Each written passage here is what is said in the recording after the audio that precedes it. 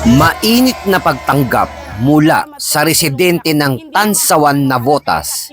Ito ang sumalubong sa tropa ng Regional Mobile Force Battalion ng NCRPO na pinangunahan mismo ni Force Commander Police Colonel Mario P. Malana.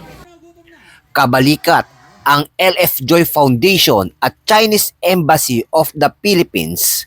Kabilang din ang Battalion Advisory Group for Police Transformation and Development na inisyatibo naman ni Dr. Morena Mong S. Canizares. Isinakatuparan ang aktibidad sa Tansawan Navotas. Ito ang pamamahagi ng 100 bagong bola, bigas at food packs.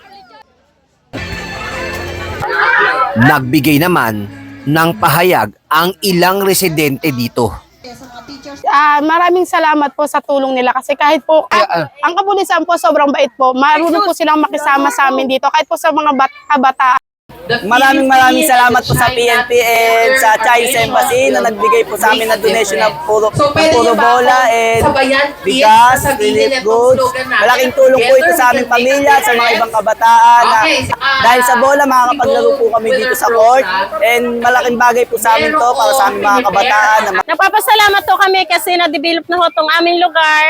Natutuwa kami kasi may mga kapulisan na dumaday dito sa amin at mga Chinese na na-develop na itong lugar na to. Karagdagan pa ang community outreach program na ito na may temang basketball dream na may kaugnayan sa bola kontra droga, kriminalidad at terorismo ng Dato Mario.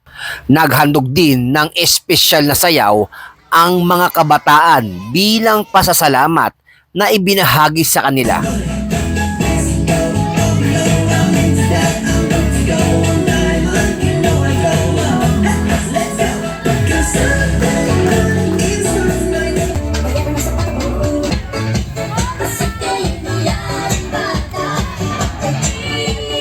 Nagbigay din naman ng pahayag si RMFB Force Commander Police Colonel Mario P. Malana, maging si Chief Bicas F5 Police Major Edgardo S. Tigbao. Alam mo, ito yung paglawas natin ng bola kontra droga at terorismo at kriminalidad para sa kabataan. So sa malaking tulong ng ating Battalion Advisory Council sa pangunguna ni Dr. Mong Canizares, siya po ang nag-initiate na humingi ng suporta sa ating mga stakeholders, particularly yung LF Joy Foundation at sa liderato rin ng kanilang Chinese Embassy.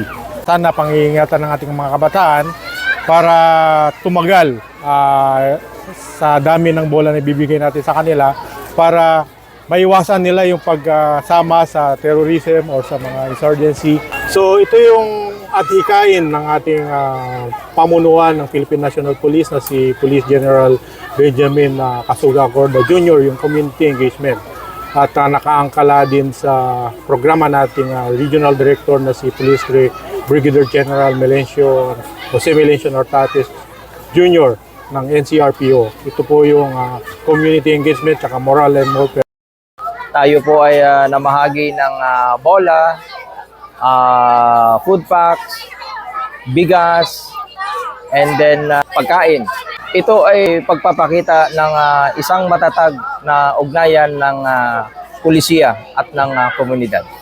Isa sa battle cry ng ating Chief PNP na si Police General Benjamin C. Acorda na serbisyong nagkakaisa. Naging matagumpay ang aktibidad dahil na rin sa buong suporta ng LF Joy Foundation na inisyatibo ni Miss Jane Zhao at ng Battalion Advisory Group for Police Transformation and Development. Our partners like PNP, like LF Joy Foundations, and the community and the barangay, together we make a success, bigger success in the future. Thank you. So before we donated a basketball court for the young people, so they Mula po dito sa Tansawan, Navotas City at sa ngalan din po ng aming Force Commander ng Regional Mobile Force Battalion ng NCRPO. Police Colonel Mario Malala. Ako po ang inyong Police News Network Correspondent, Police Senior Master Sergeant Mauricio Bonilla Ruiz, alagad ng batas, taga-taguyod ng Balitang Pulis.